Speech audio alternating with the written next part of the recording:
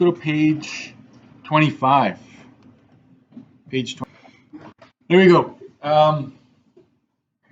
These formulas, ladies and gentlemen, these formulas should make their way to your study sheets, okay?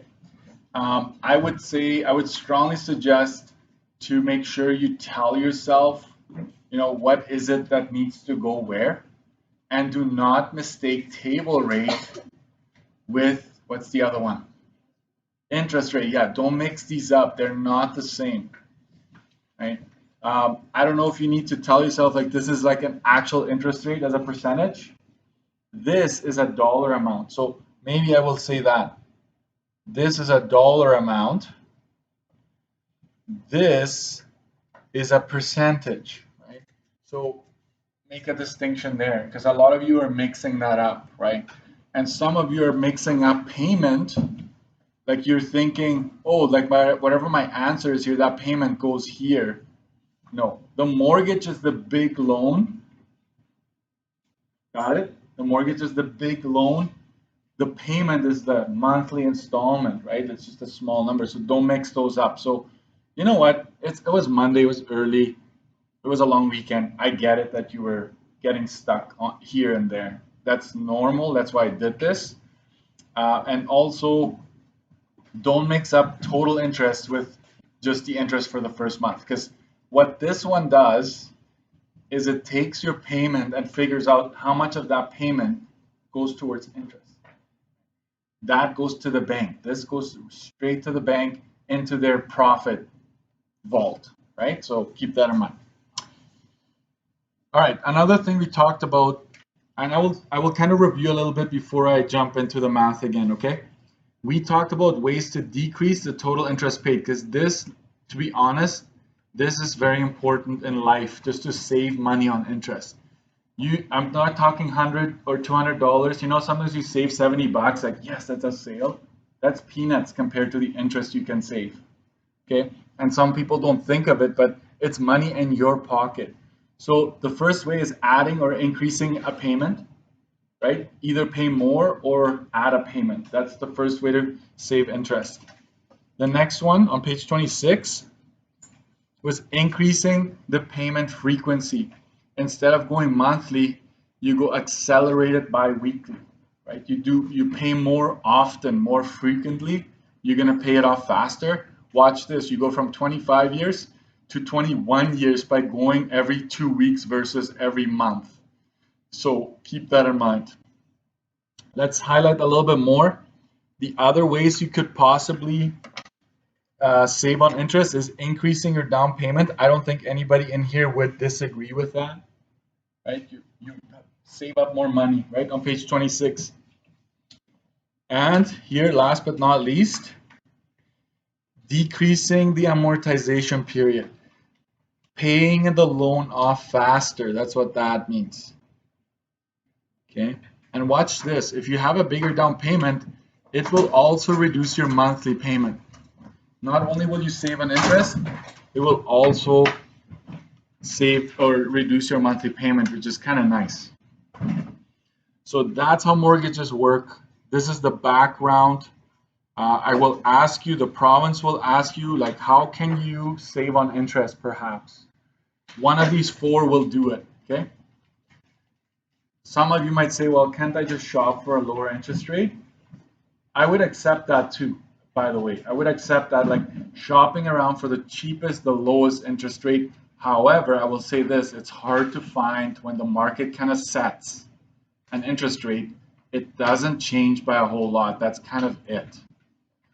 So it's kind of like gas prices. Like they're basically all the same, except for there's some gas stations that go lower, right? And so maybe if you find that and it's worth it, then sure, go for it. All right. What else did I want to say here? I wanted to remind you that there are two types of mortgages you can sign. One is fixed, the other one is variable. Fixed stays the same, variable stays open. You can sell anytime here under variable. When it's fixed and you sign for 5 years, you're locked for 5 years. It's kind of like your cell phone plan, right? You're locked for 2 years. Let's go. I want you to go to page 18. I skipped this at the beginning because I felt like I wanted to just get you to do some math here. But please go to page 18. I'm just quickly going to go over initial startup costs. Okay. Page 18. Initial startup costs when purchasing a home. I would highlight that just so you know, okay, we did talk about this. I will distinguish between one time, and I'm going to use pink for on. Oh, sorry, it's just one time. I don't have ongoing on this page. I don't think so. Yeah. One time or closing costs. Closing, when you close the deal. When you're closing the deal, or you can just talk to them as one-time expenses. I will say this, guys. The biggest expense on purchasing a house or condo will be the down payment, right? The down payment is a minimum of 5% these days.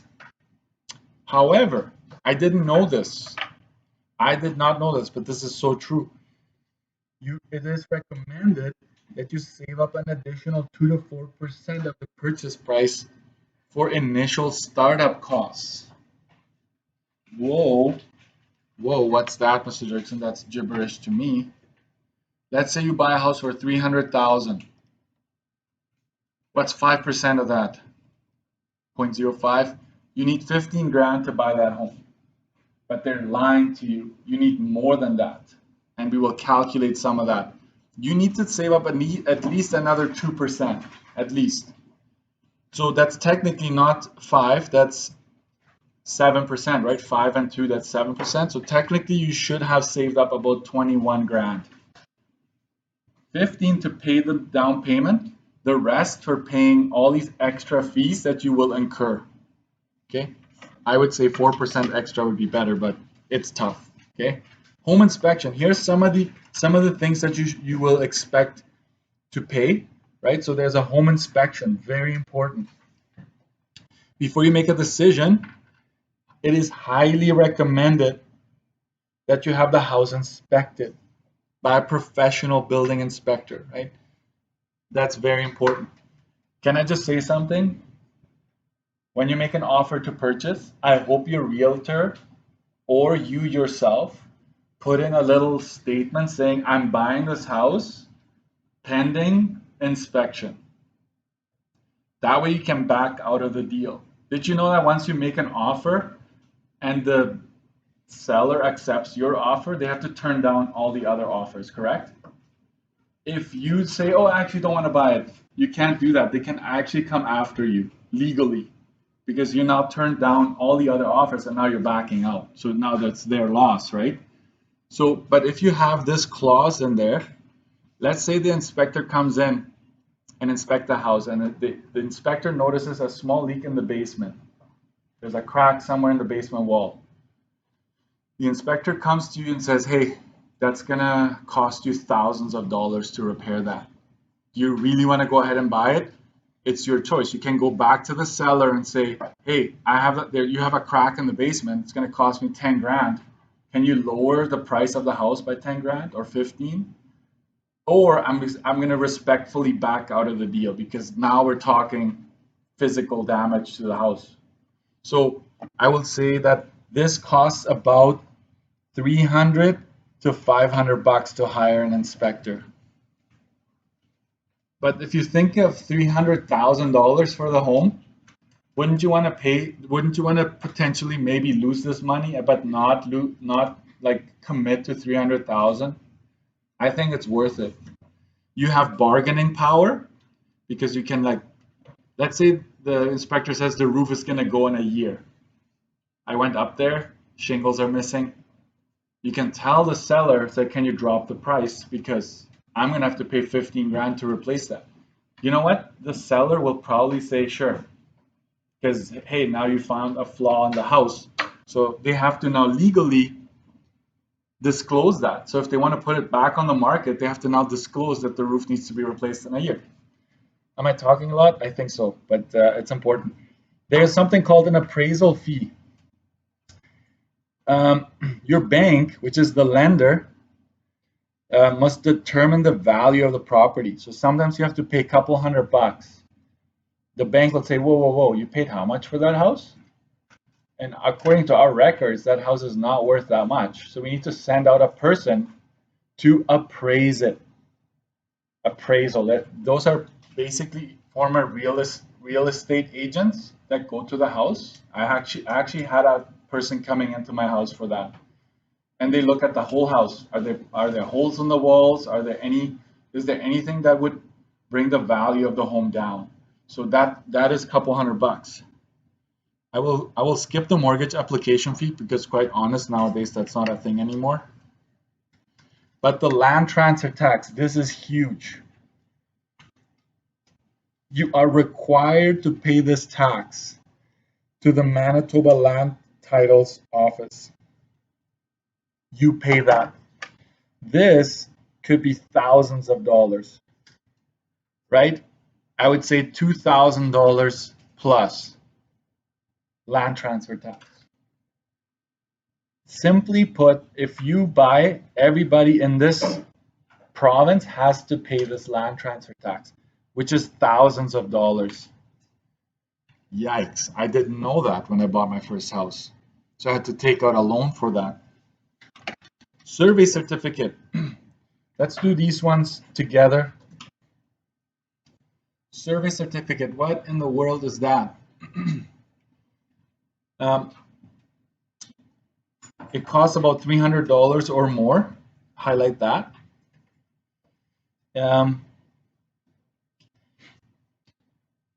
Here it is. It tells you how buildings, fences, and other structures are situated on the property. Did you know that every property in Winnipeg has like an imaginary boundary? Exactly, like they know exactly where the property lines are. Exactly, like they have ways to measure that. If your fence, like let's say this is your property line, and you just bought the house, but you find out that your fence is like over here, you're technically in your neighbor's property. You're over. Which, if your neighbor wants to, they can come any day. It's like, hey, you need to move your fence. Costs a lot of money, right? It's a lot of effort. Or sometimes people have built garages and they went over the property line because they just thought, hey, the fence is right here. I'm going to build my garage right here because the fence is the line, right? Not necessarily. Like if someone built a fence without having a survey, they don't know where the line, that imaginary line is. That's where a survey certificate or a property survey takes care of that to make sure that everything is within boundaries. Yes. For example, if I have a house and my neighbor builds something that's that part that's on my land be my property because it's on my property? I don't know how that is, but I do know that he or she, or they can make you move it. You have to tear down your garage and move it. If it's a shed, you can probably just slide it, right? Like hire a crane or something or a forklift. But if they can legally make you move it. Or you can make an agreement where you buy that piece of property off of that person. But if their neighbor says, no way, this is mine, you have to move. Right? So it has happened. Like big properties out in the farmland, later on, like back in the days, to just build wherever. I think the tree line is right about here. Just looks right. Let's make a barn right there.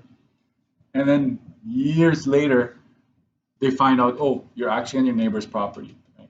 So you got to watch out for that. In the city, you're pretty safe, but fences are still being built on the wrong side. Trust me. Additional legal costs, lawyer fees, these ones go together, right? Real estate lawyers will charge you about $300 to $400 for legal work that needs to be done. Okay. So there's some registration costs, zoning, right? Title searches. So your lawyers do a lot of that work where they transfer over the property. That's all legal work. So you're gonna have to have a lawyer that helps you do all of that work. Fun stuff. A couple $100 there, a couple $100 there. Next thing you know, it's thousands of dollars. Guys, these are all one time. You don't keep paying this, okay? One time, but it's a lot of money at first. When you rent, do you need to do all these things? No, none of this. So let's go to the back, 19. I'm not going to talk about all of these because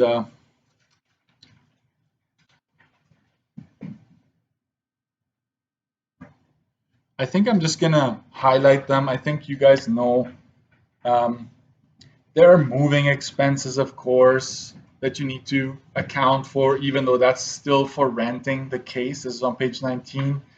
There might be some immediate repairs that need to be done. Like, let's say you know the roof is about to go. You might want to just get it done right away. I would not risk it. Decorating costs, you know what? I used to laugh at that, but even like curtains or blinds add up. Like if you do the whole house, if it doesn't come with it, that's a couple $100 just buying blinds and curtains for every room in the house. Because guess what? They never fit. Like whatever you had in your apartment will probably not necessarily work for the windows in this house, right? So that's something that I would call that decorating costs and so forth. All right.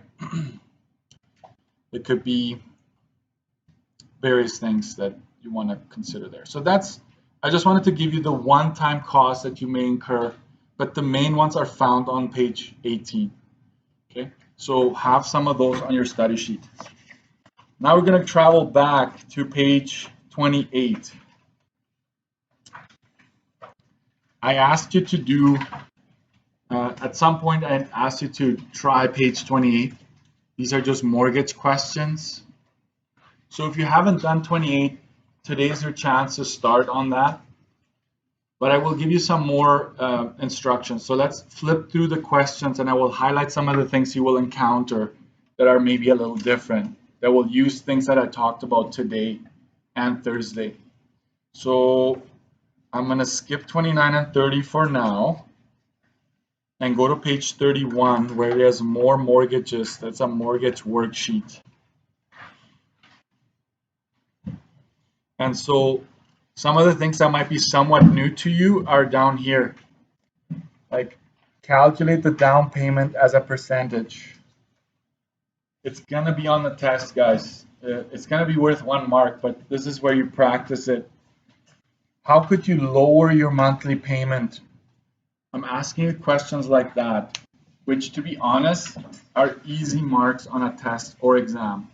If you know what you're supposed to do. So I'm putting that there.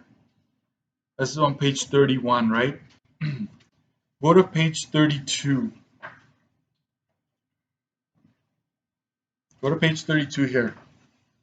And then if you go to E, I'm asking you for 2 one-time additional costs. I just talked about them, so pick any 2 you would like. But get into the habit of having one-time additional costs. And question F, right, kind of says, Miguel saved up $8,000 for closing costs or one-time costs. It is recommended that he save up 2%. Has he saved up enough? So you got to kind of figure out, is $8,000 enough in this case? So basically, you need to figure out 2% of what? Of the entire house value, right? Of this value of the home, to see if he saved up enough money, if that's actually $8,000. So a lot of questions here. I will post the answer key. So I will tell you this. I didn't give you any homework over the long weekend. You're welcome. So I'll say all the way from page 31 to 37, was it? Yeah. So let's go to page 31, bottom line here. And if you didn't do 28, you can still do that. But I think it's okay to just start page 31 to page 37. I will post the answer key. You can probably get a significant chunk done today. You need to use your study sheets. You need to put them to the test. Like, can I actually answer questions with it? And then see if you're actually getting the right answer before proceeding to the next question, right? So I'm kind of mixing everything up. So pages 31 to 37. I'll pause it here.